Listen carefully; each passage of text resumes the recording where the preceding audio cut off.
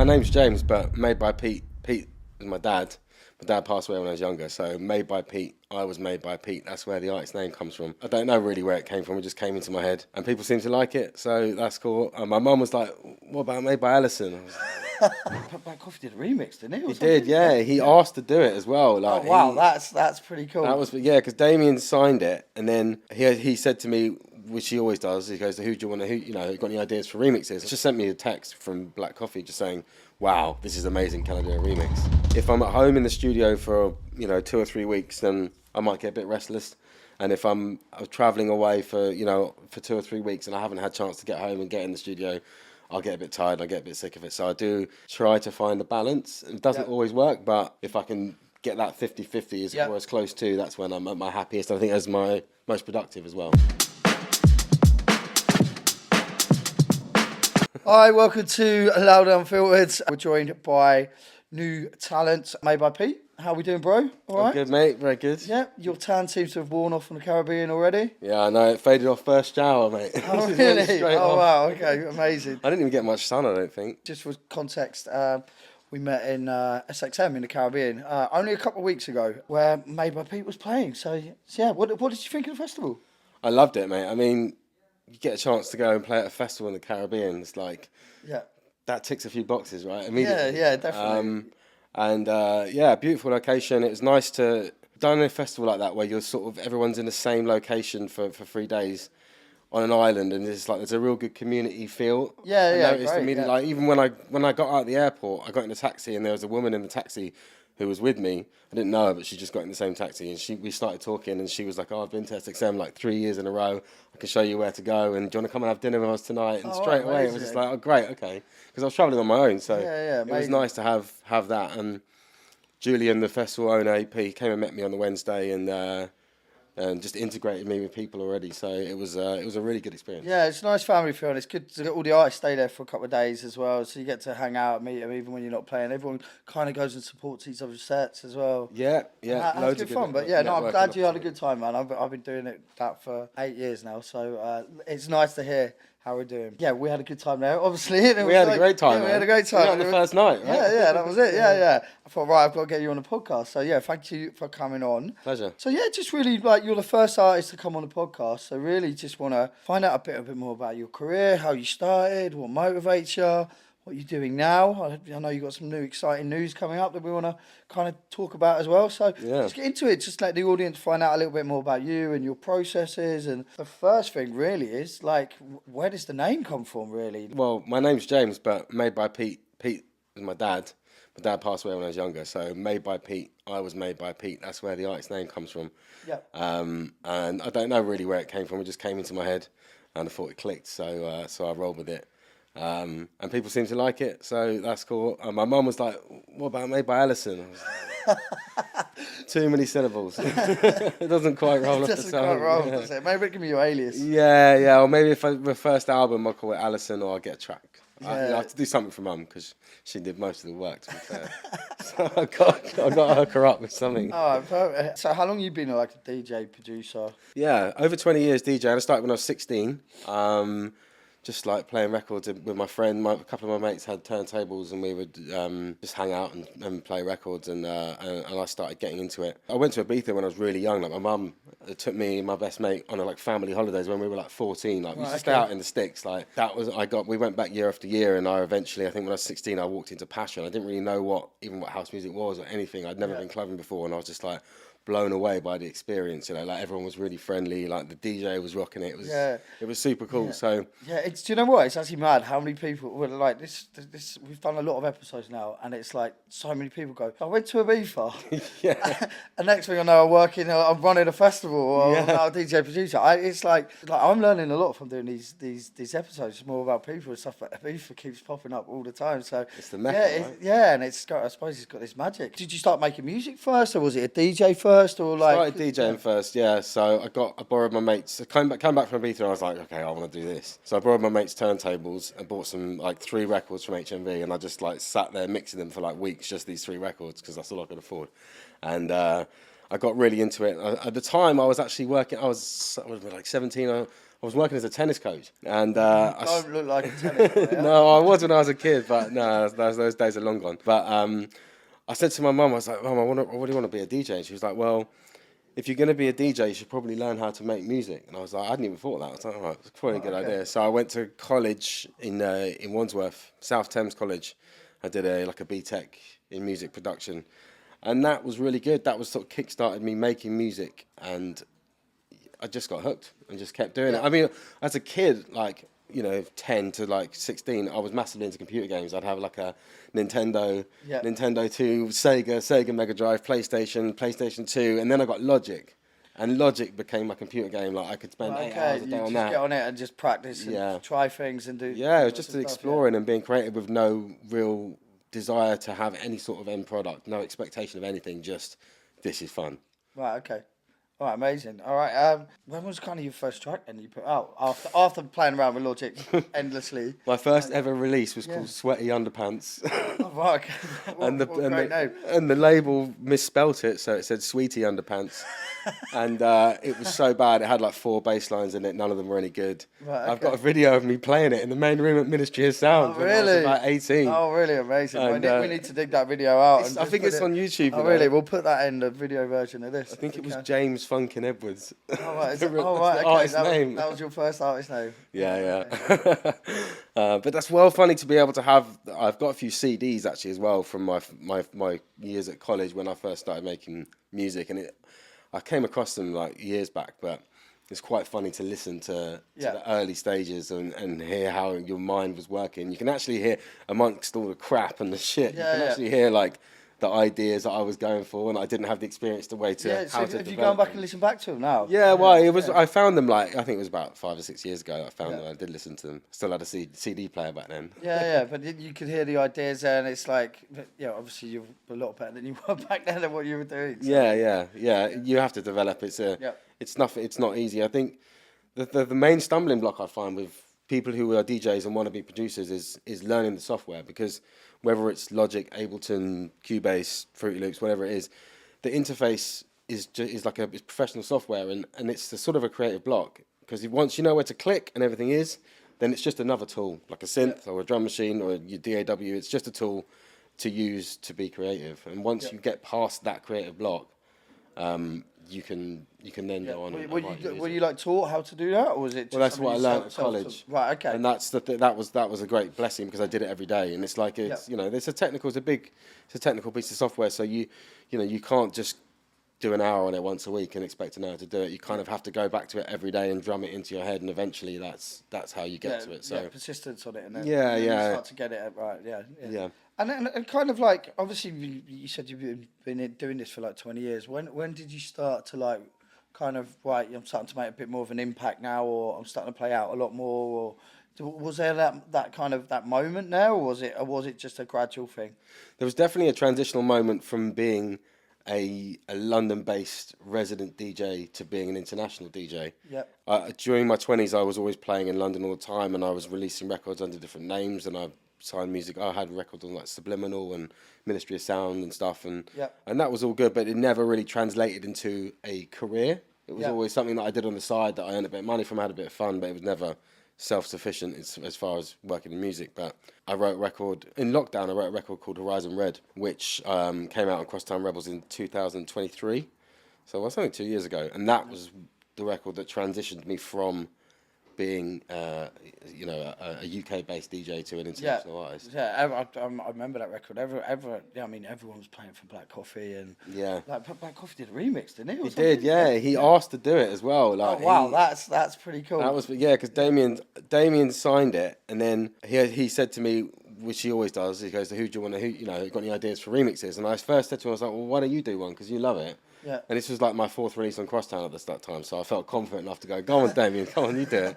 Which he did, and he did a wicked version. I love his version. It came out on the original release, and then he just sent me a text from Black Coffee just saying, "Wow, this is amazing. Can I do a remix?" Oh, wow. I was like, yeah, okay. Oh, right, amazing. I mean, I'm just trying to make the audience understand, it's like how that transition from then having that big record into, was that suddenly then gigs, or was it like that record built more, or like how did that kind of happen for you? It was relatively quick in the sense that I got back together with an old manager as soon as the record came out, and we got like lots of heat on it on social media and on Radio 1 from Pete Tong. And I was in contact with my manager who I'd worked with 10 years previously, and he saw what was happening. So we started working together again, and spoke to some agents, and pretty quickly, I think by the summer, we locked in a residency at Blue Marlin in Ibiza, so I played 10 shows there that summer, and I started doing other shows. So it was pretty quick, but I already had an infrastructure ready to go. And kind of knew what to do because I'd been doing it for so long, and I'd had so many nearlies and not quite there. So you learn from the ones that you're like, oh. I remember the first release I had on Crosstown Rebels was 2018, and it was remixed by Solomon and Audio Jack. The Audio Jack remix went to #1. It was like the third best-selling track on Beatport that year.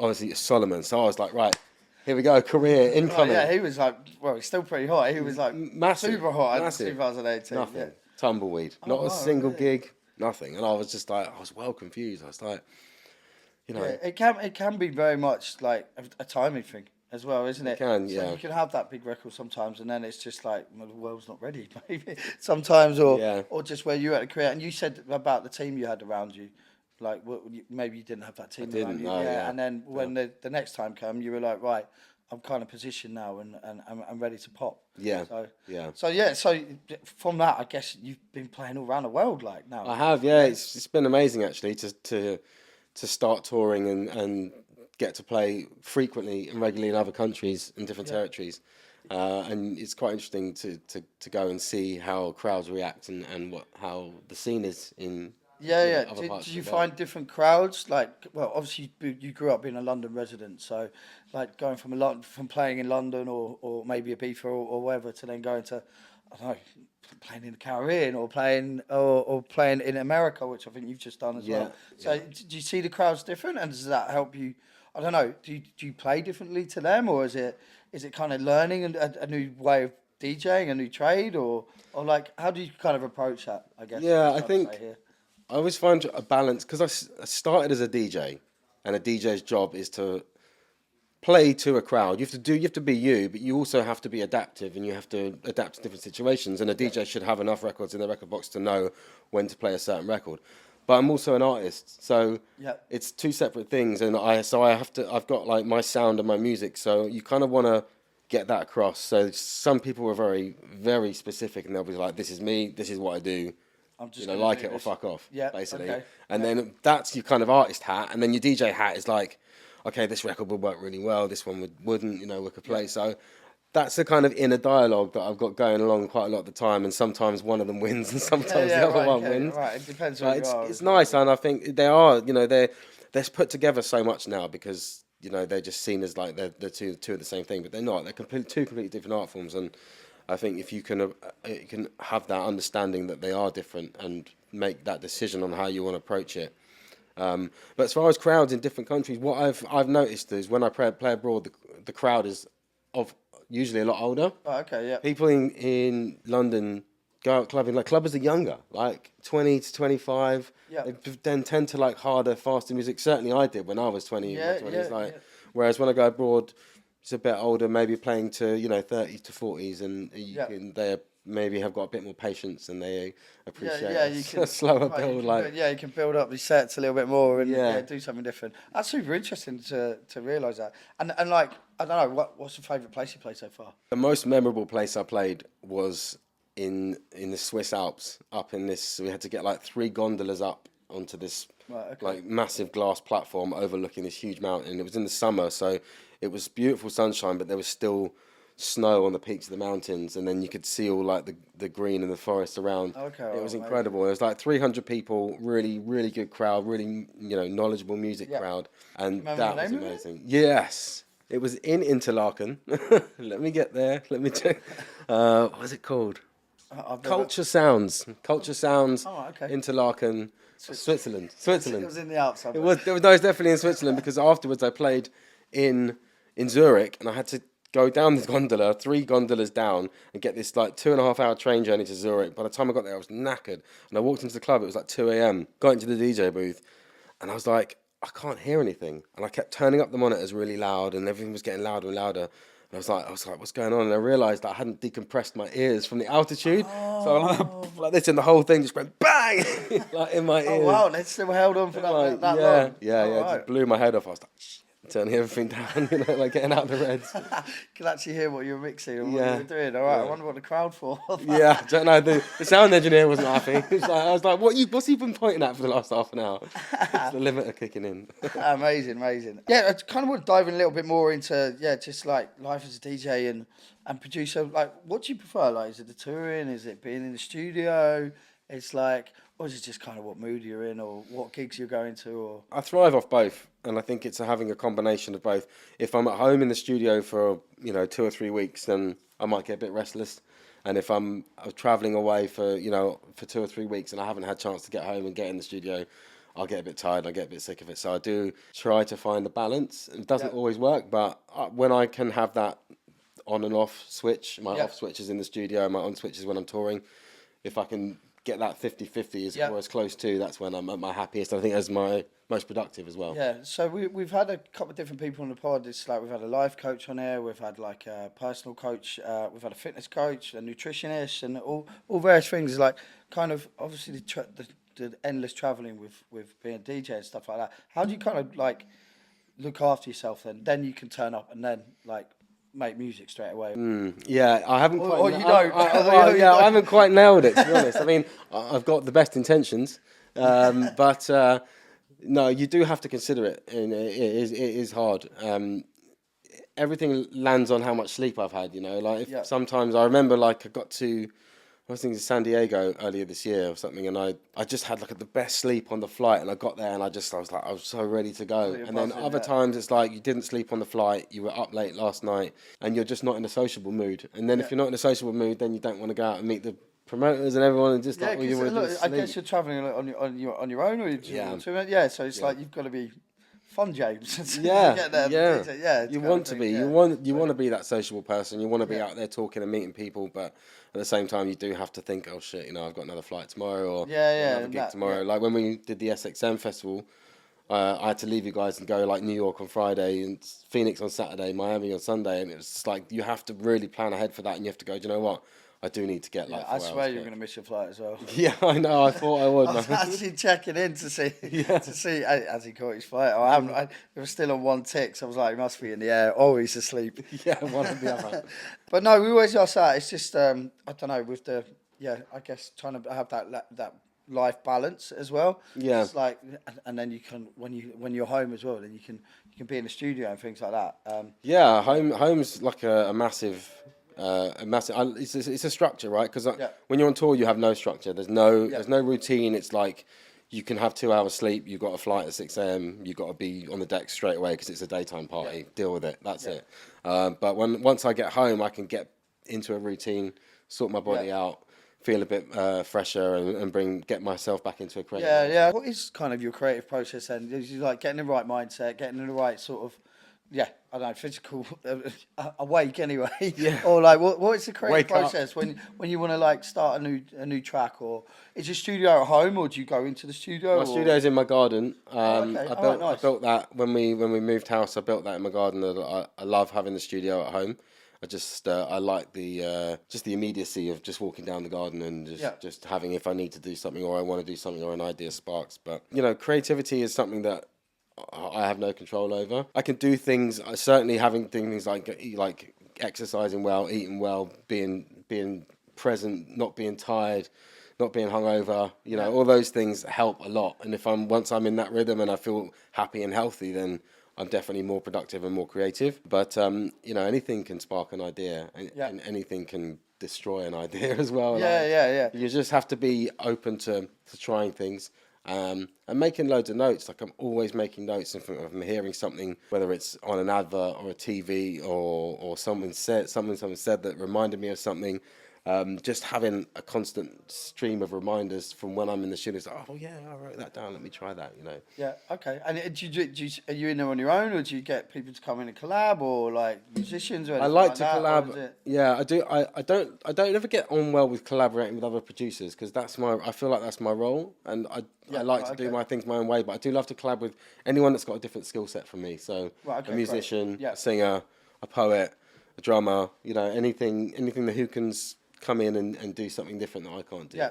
Okay. Right. Amazing. And yeah, I guess we were talking about studio. Like, like, what music have you got coming up? Like, have you got any like hot releases coming up or anything you're doing? They're all hot, mate. Yeah. You're supposed to say that. Yeah. Yeah. No, I had heard something of SXM. So yeah. You did actually smash it. So I'll give you that. I've just done a remix, which I played during that set. A remix for an artist called Tibby Dabo and the Illustrated Man, and that's coming out I think in May. I played that, and that went down really well. And then I am launching my own label in a few weeks. All right, cool. Oh, all right, amazing. Yeah, it's something I've wanted to do for ages. I've had it earmarked. I've been working on the visual side of things and just the whole concept behind it for the past sort of 18 months. Just taking my time with it. It's like not something I want to rush, but I've got there now. I think we've got a really good concept. And what's the name of it? It's called Life in Colour. Yeah, and what's kind of the the idea? Or, the idea. I'm quite eclectic when it comes to my music. The music that I make, I'm always inspired by different things. That tends to make me sound, every track I do never seems to sound the same, which is quite frustrating because I've never been able to nail down a sound. But I just thought, you know what, fuck it. I just need to embrace what I am and just go with that. So I always knew that I wanted the label to be quite eclectic. I don't want it to have a sound. Like there are some labels that have got a sound that they're known for. They nail it, they do it really well. There are other labels that hopefully that my label won't have a sound. It will just try and respect really good music, and sometimes that could be harder, sometimes it could be slower, sometimes it could be indie, sometimes it could be techno, whatever. So that's... Will you try and purposely do that, or it'll just be as in like your release schedule? It'll be like, right, we just had a faster one or a slower one or an indie one. We're not going to have the next one now, or will it just be I've got this great music, we're just going to release it kind of thing? More of the latter. I think it's not about trying to create like a schedule of this and that. It's just more about being open-minded. And sometimes when you hear something you like, to be able to go, I love that, I'm going to put it out. Not I love that, but it doesn't fit what I'm trying to do. What kind of inspired you to like launch a label then? Was it just you've got loads of music that you want to just release, or was it just like there's lots of people sending you music and things like that like this needs a space to, or what kind of inspired you to? The two main reasons, firstly, is having control of a release schedule. I think that's really valuable because when you finish the track and you want to sign it to a label, firstly you've got to send it out to the labels and try and get it signed. Yep. Sometimes that can happen really quickly. Sometimes it can take months. Then you've got to fit into their release schedule. Their release schedule could be packed and sorry, we can't fit you in for another 7 months. And suddenly that's 9 months between the track you've made and the track coming out. And then when you're trying to balance and trying to get a consistent release schedule throughout the year, people move dates around and suddenly, this comes out. And it always happens, right? You get like 5 tracks that you've got ready to go. And you're like, okay, great, these are my releases.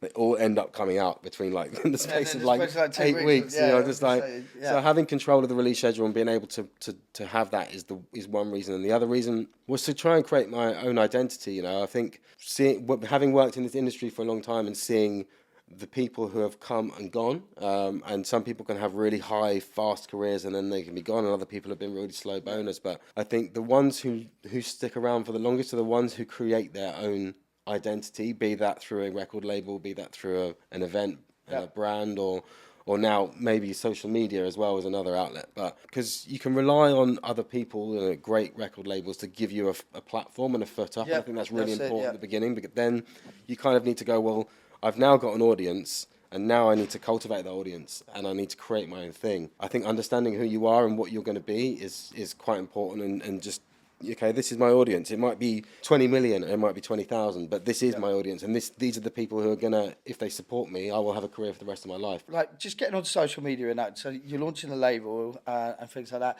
Do you feel like there's big pressures on you to post daily on social media about, like, are you going to have to create loads of content around the label to help explain it, or like, Is that something that you find difficult, or is it like, or do you enjoy that, or do you embrace it, or? Bit of both. You definitely, and I think anyone in any industry now feels pressure to post on social media, and the more sophisticated it's become over the last few years, the harder it is to make engaging content. A kind of a background. So before I was touring, I worked as a digital designer and motion graphics designer for an advertising company. So I can design my own content and make my own content. So that's a plus, a really big handy thing because it saves me a lot of money. Yeah. So I And do you a get lot. exactly what you want as well. Yeah. Well, the other side is it takes a lot of time. So Yeah. if you can afford to pay someone to do it, then that's great. But certainly while you're growing, especially for an independent record label, we're not starting with a massive budget. We haven't got backers and financial aid and stuff. So I think having a good idea of the concept as well. I think going back to the name Life in Colour as well, it was just about it's not always literal. Like the colour in our lives comes from emotion, it comes from happiness, sadness, the things we do. I think it's trying to express stories. These kind of things happen in our lives, they create stories, and these stories can manifest themselves in different art forms, be that photography, be that graphic design or music. And I've sort of created a brand image. I don't say brands, it sounds so corporate, but an image. I saw an amazing documentary. It was about the Velvet Underground and their collaboration with Andy Warhol and how the visual side of things came together with the music. And I've often looked at like photo images, graphic design photos, and seen it and gone, oh, this is what I want my music to sound like. Like, Well, okay. it's the blur, it's the distortion, it's the color separation. Like, if I can make my music sound like that looks. Yeah. Is there a whole like storyboard then that you kind of built in fact it's like going from the first release, and then I guess will it turn into events, and then I'm already thinking visuals behind you, like with colour and it sounding like how you want it to and things like that as well. So there's a full plan there, or is it just we're gonna do a label, we're gonna put some stuff out? Sounds like you thought about it a bit more. Well, you've got to have dreams, right? I think there's loads of ideas, but it's about starting somewhere, getting started. Sometimes you can have too many ideas and they can sort of suffocate you, and you can stop you from actually doing anything. So there's definitely events for sure, but I want to establish the label at least for a good 18 months, just try to give it some sort of identity and some credibility, and then start the events as well. Like the music is going to be like, I'm often inspired by quite psychedelic rock and stuff. Like I like to try and blend like this psychedelic rock with acid house sometimes and get these weird sounds. I had an idea to do, maybe it'll be a sub label, but when we do events to have, like, remember when you used to like go to events, they would just have a chill out room. There was always a room where people you'd go and chat shit for ages to someone. Yeah, you feel like a lot of people be off their tits in there, chilling out. Exactly. Yeah. So it's like so I wanted to call it the other room, and then I'm going to do like different versions of my music so I'm going to call it the other mix. If it's not a club mix, it's the other mix. So the other room, I have a playlist called the other playlist. So that's kind of like a sub brand. It's like Life in Colour and the other room that can be more like maybe a bit more down tempo, a bit more left field music that still relates to the label, and that again gives me more freedom to work with different soundscapes. Yeah, okay, amazing. And this is launching. It's launching soon. And end of May, did you say? 30th of May is the first release. Is a collaboration I've done with Secret Echoes, a really cool trio, based in Mexico. So we've been working on a really cool record. Again, it's something, the sound is like, it's almost quite like a disco flavored, not disco, I don't know, I wouldn't say disco. It's a bit like, it's got like a sound that's like the Giorgio Moroder, kind of sound, that synth sound, but it's like, Steph's vocals really cool. It's a bit acidy. Do you play it in your sets as well? Because it's a little bit yeah, I have. I've played it out, and I like to, I like to go all over the place with my sets. Yeah, I was going to say where you find that time to then bring in a different type of record and things. Yeah. I mean, if you're playing, as long as I've got at least 2 hours, then there's enough time for me to do at least one uphill and one downhill. Go back up again or down depending on who's coming on next.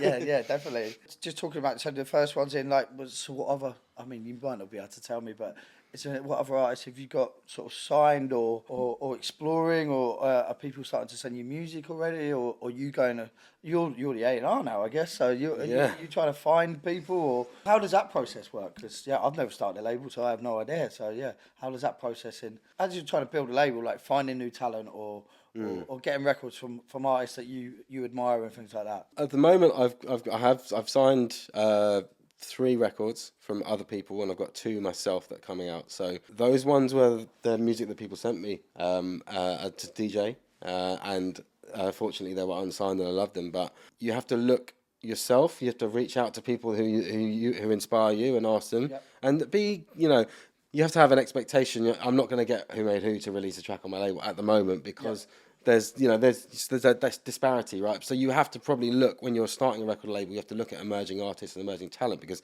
everyone wants to be on Dynamic or Crosstown Rebels or these big labels. So they're always going to try and get their music there first. But I think if you can establish a relationship with people who like what I do are more likely to say yes to signing a record to me rather than someone else who's just launching a label that they don't know. So using my own fan base or credibility or so to speak, to sign music. But then what you can do is you can then reach out to the artists with a higher profile for remixes. So that's how you can kind of get some artists with a higher profile. And leverage their fan bases as well to bring their career up and the record up, I guess, as well. Yeah. All right, some great insight there for people trying to sign music. So, amazing. Yeah, I kind of want to move on to just some quick fire round questions for you, just to find out a little bit more of you. If you weren't making music or touring, what would you be doing? Yeah, I was a designer. I don't know if are we talking to have done if you weren't? Are we talking realistically? No, or whatever, mate. Whatever. What you would have done in Dreamland and what you would have ended up doing in normal world. Oh man, there's quite a few things. You know what I love? If I'm not touring on the weekends and I'm at home with my family, then I'm cooking or I'm watching football. I love cooking. Cooking for me is exactly the same as making music. Right, You're like taking ingredients that are on their own, and you're putting together to create something new that's stronger than the sum of their parts. Right, so your carrots are your kick drum. Yeah, you got your spuds as your synth. Right, you got all your meat and potatoes as your effects and all this. Right, yeah, it gives me the same sort of buzz actually. So I like doing that. Does it taste good? Yeah, it does, man. Yeah, I've got it nailed down. Trust me, man. I've got it nailed down. Tennis player. I mean, I used to be a tennis coach. I played national tennis as a kid up to the age of about 12, and I started hanging around the skate parks making weed and drinking cider. Okay, so that went down. That was the end of that. But in Dreamland, I would like to do that. And do you know what? If money was no object, and I just wanted, I would quite fancy being a chippy. I love doing a bit of woodwork. I made a little business in lockdown. Right. Okay. I was building my studio at the time, and I was building acoustic panels for my studio. And I took a photo of them and put them on Instagram. Yeah. And I swear within 2 weeks I had orders for over 100 panels. Wow. So I made during lockdown I made 300 of these panels, and I was shipping them off to Leeds and all over the country and selling them. All for different studios. Yeah, for people who just wanted studios and they liked the way mine looked. So and I quite like a bit of woodwork. So. Have you given that up now? Have you I've given that up now. Every studio in the UK now. yeah. I couldn't develop the manufacturing fast enough. I was out there with my paintbrush and my screwdrivers oh man. Sounds like a jack of all trades, mate. Sounds like you could cook as well. So yeah. What other memorable moments have you had while you've been on tour? Maybe more recent times than. I got to play at Pasha in Ibiza last summer. So it went full circle because that was the first obviously the first club I ever went to. Was it the first time you played there as well? First time I played there, yeah. So I played for Bedouin, and that was my wife came with me. So we were both in the DJ booth when I was playing. I opened up, but there was a really good crowd already there. So that was a really cool sort of full circle moment. I was a little bit of a pinch myself. It was this is great. You know? Well, sometimes you do have to just stop and go, wow, I'm doing actually what I've dreamed of doing. Yeah. And I'm playing in a place where I first fell in love with music, kind of. Yeah. Sometimes it's just, that realisation as well. It's just that can help drive you on as well, can't it? You've got to appreciate that. And it's just so right to say you sometimes have to stop and stop thinking about what's next, and just even if it's for today, go, do you know what? Get away from that snare drum that you've been working on for 10 hours that doesn't sound right, and just realise you're doing what you love, and appreciate what you've got, and then tomorrow, bang your head against the wall again. Yeah, definitely. If you were going to collaborate with any artist, dead or alive, who would it be? Or I'd love to collaborate with Stevie Nicks, Fleetwood Mac. Are a band. They've always been my favourite band because it just reminds me of being a kid, when my mum and dad were having parties. You were you're 6 and you'd get out of bed and you'd sit on the top of the stairs and you'd listen down, and there was Rumours was always on repeat. So that it's kind of a nostalgic vibe, and I saw them live a couple of times, and I do love their music. So Made by Pete and Stevie Nicks. Oh wow, it's a collab. That would be a collab. I'd love that. First release on the label. Yeah. There we go. I'll reach out to her. See what I can get. Amazing. Stevie, if you're watching, I know you are. Yeah, what's the one thing that people didn't know about you? I've just found out you used to be a tennis coach, but what's the one thing people don't know about you? I don't know. God, Or your fans, think of something interesting to say, James. Doesn't have to be. Well, interesting. no, I've got 2 kids. I've got 2 daughters, and I've got a wife, and that's just not interesting, is it? Because it's quite a lot. Are they really supportive of what you do? Yeah, yeah. Like I met my Are your wife. kids into the music as well? Well, they're too young. They come into the studio. In fact, I was recording some bongos yesterday in the afternoon. My daughter came back from school. They opened the door and they both walked in. I've got my headphones on and banging away. I didn't hear them for ages. And then once they'd gone, I listened back to the recording and there's like this really cool bit. And then in the background, you can just hear, "Daddy, what are you doing?" Just like in the recording, I was just like, that is hilarious. Like, I've got to try and find a way to use that. Oh no, yeah, definitely. I mean, I was going to say, you tried to get your kids in there. I've nicked some of their toys. Like my oldest got like these little Bugs Bunny maracas like for Christmas once, and I was just like, and she was looking for them. She was like, "Where are they?" I was like, "They're in the studio." But yeah, my wife's cool. She's like, we met when we were really young. We met in like an after party in a basement in Brixton. It's not as dodgy as it sounds, but so you know she's totally on board and supports me and we got a good dynamic there. So I do want to get the kids involved in the studio. 7 and 3. Okay, Still nice, quite young, but still quite interesting. Like getting them like to have guitar lessons and I think just being around the studio, because the studio's in the garden, they're always in and out. So they'll hopefully develop a natural interest. Yeah, okay, that's amazing. But none of them can sing, which is a real shame. Okay. There goes my band. Yeah, for fuck's sake. This podcast is all about inspiring people, motivating people. So like, what motivates you? What gets you up in the morning? What gets you out of bed when you've just come off a heavy touring to get in the studio and make more music? Nothing. What motivates you? Or nothing? No, not after that. Like I definitely need my recovery time when I've come back from touring. But motivated, I don't know. Like I've always been motivated, and I always think I'm really lucky to have something that I've found in my life when I was really young that inspires and motivates me the same as it did when I was 16. I first started. Like that first experience of that first level of excitement, and I still get that feeling. Like if I've had a good day in the studio and I've got something really interesting, I wake up in the morning and I'll be like, bang! I'm like, yes. But at the same time, like if I've had 3 or 4 weeks of struggle, then that will get me down as well. So it's kind of trying to find that balance of understanding yourself and understanding how you work. And I spent a lot of time after Horizon Red, especially because that was the first record that came out and people really cared about, and I suddenly had an audience, and then I suddenly had this pressure to deliver something again. Yeah, I was actually going to ask you about that. It's like, did you find that quite hard to then do a follow up, or was it? Yeah. What was that pressure like? And how did you kind of work through that? Well, it's a battle. It's always an inner battle with yourself, because I was like, as I mentioned before, I can't repeat myself. I'm not the same person, so I can't go back and go. But I thought I had to. I was like, do I have to make a record that sounds like this, but obviously doesn't sound like it? It's a copy. And so I was just bouncing off these things for so long. And eventually I just kind of gave up. It was like 6 months had gone by and I hadn't made anything that I loved. Oh, right, I was getting really stressed. And I started looking into like meditation, and I went on some sunrise walks and just trying to clear my head and just try and get back to what it is and stop trying to repeat yourself. Go back to what you were doing before, which is just exploring and having fun. The greatest ideas always come from exploration and just being creative. And then, funnily enough, I did go in the studio just with a complete blank slate, just an idea to learn a piece of equipment. And that equipment I was playing with produced a bass line. That bass line made me start singing, something which I cannot do, but for some reason it worked. Okay. And Did you put your voice on the track? Yeah. And I created this song, and I called it Fires, and it was my first Essential New tune. It came out. Oh wow! Sounding completely different to Horizon. So there you go. So just kind of like reset, isn't it? And just take that pressure off you and like start again. It's always it's a battle with yourself. Yeah. It really is. Yeah. Oh, amazing. Have you done an Essential mix yet? I have. I did amazing. an Essential mix. So there's always like a little like stepping stone. So I got an Essential New tune, then I got a hot mix, which is a half an hour at the end of each show, and then I did my first Essential mix. I think it was October last year. Yep. So it's on my SoundCloud. Oh, okay, amazing. I'm always about visualizing and kind of like what's the next step or what's the next goals, and like what's one place you want to play around the world, and what kind of aiming for now with a career, and where you want to go with it. Obviously, you're starting a label and building it that way, but kind of where do you want to go with it in the next sort of year to 18 months and further than that, really?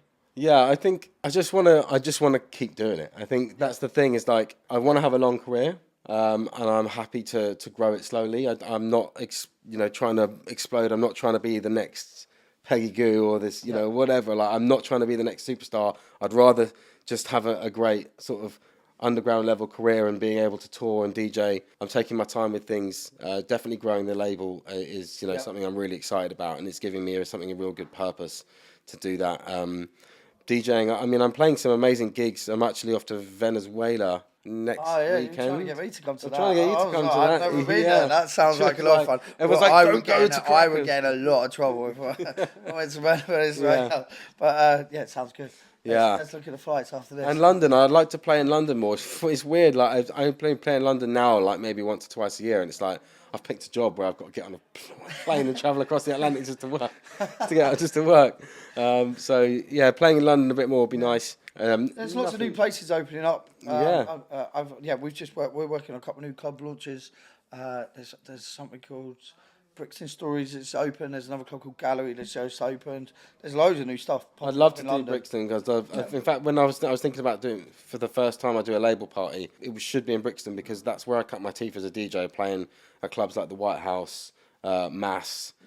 Was it Plan B? Yeah, that whole Clapham and Brixton was where I first cut my teeth. So when I do the There's label like 5 party, or 6 clubs just in Brixton. yeah, man, there There's was so wicked. many. Yeah, there was the Fridge as well. Yeah, the Fridge. Yeah, 414. what's it? Phonox was there as Phonox, well, yeah, and then yeah, you've got the Prince of Wales Yeah, rooftop. I ran parties there for two okay. summers. Oh, okay. It started off amazingly and it ended in tears, but that's what pushed me into being a producer actually. Yeah. I was already learning, I was already making music, but I knew like there's two ways of being a DJ. At that time it was like you can run events and get bookings like that, or you can make music. And I was running events in London and I found it so hard. Like the ones that went really well were amazing. The ones that went badly, I was just like, oh my God, it's like 15 people here. Yeah, I've run loads of events when I first started, and then just lost so much money. I started working on the other side, so we always got paid 90% of the time. I loved it. I still loved the bars, even if there was. You get promoters like nerves, don't you? You're pacing around everywhere. You can't go in the club until it's full. It's like, looking at your 15 friends who are there. There you look at them. They're going, it's really good, mate. It's like it's not shit, man. There's no one here. I'm stressing out. But we did 2 seasons. We did like it was a Sunday. We did a Sunday rooftop party every month, and we called it South City. And the concept was behind it was that we didn't book DJs, we booked promoters, and it was a Ibiza workers party, a London workers party because we booked. Okay. So we said we booked promoters. We said bring your own DJs, and bring your posters, bring your flyers. Network, and everyone comes together, and it worked really well. We had a great summer of a packed rooftop, and then we were like, we're going to do the next year, and then the venue were like, oh, you can have a budget to book some headliners because you've done really well. Right, okay. So I was like, okay, I think this was like November, so I was like, great. So I programmed the whole summer, spoke to agents, booked some headliners. They gave us a decent budget. I went on holiday to Thailand in January for 3 weeks. I came back. The venue had changed hands and new owners, and I went to meet them, and they were like, "No, sorry, you have to pay a fee to hire, and we're not paying for any of your headliners." And suddenly that was me. It's like, okay, well, I've got to find that 20 grand, and it just killed the event because it was a free event. It was no one got paid. It was a free event. It was a networking event. No one got paid. No one got paid to go in. But suddenly, if I had to start charging, then you have to start paying everyone, and it just killed the ethos of it. Okay. And then I was just like, I just need to be a producer. Yeah, I think you made the right decision there, mate. So yeah, I mean, mate, it's been amazing having you on and chatting through a bit of your career and just giving some advice. Like we always leave on the last bit. Like, what is the one? I mean, it's gonna be quite hard to pick one, but what's the one bit of advice you would give to aspiring DJs, producers, or even party promoters now, which you've just told them? What's one bit of advice you kind of give? Best advice I can give is to try and to not compare yourself to other people. Because it's such a natural human nature to do, and it's so easy to look at what someone else has got and to think, why don't I have that? I've been doing this for 5 years. He's been doing it for 3 years. Why have they got that gig and why I haven't? And it's natural. Everyone does it, but it's like it's not healthy. The more you can just understand that everyone's path is different, and just to focus on your own path, cultivate your own skills, become an expert at what you do, whether it's being an engineer, whether it's being a producer, a singer, a DJ, an artist, an event promoter, whatever it is, just become that expert and focus on that and just try and kill the noise around you. And I think the more you can do that, don't be a dick. I mean, that's an easy one. Everyone, a lot of people say that, just don't be a dick. Yeah. Be easy, be personable, make the effort to meet people. And that is huge as well. Like, it's so easy to hide by an email or an Instagram message, and it is convenient and it's a good way of networking. But if you can get them face to face and meet that person, get your personality across, that's the way you're going to be. I mean, that was remembered. what you spoke with right at the start. You spoke about SXM, which was like, there's a lot of other festivals out there like that where people go and a producer or a DJ you've been sending music to is like, then they're playing and everyone's hanging out a bit more. It's not a lot of, sometimes festivals they're just in and out, but like those type of boutique festivals are really great for networking and definitely and things like ADE and things like that. But, you can't beat it face to face because that's how people remember you. Yeah, either they like you or they don't. Yeah. But yeah, great, man. It's like really great coming on, and wish you all the best for the new label. And thanks, man. Have a fucking great fucking summer, mate, as well. And I'll see you in Venezuela. I'll see you in Venezuela.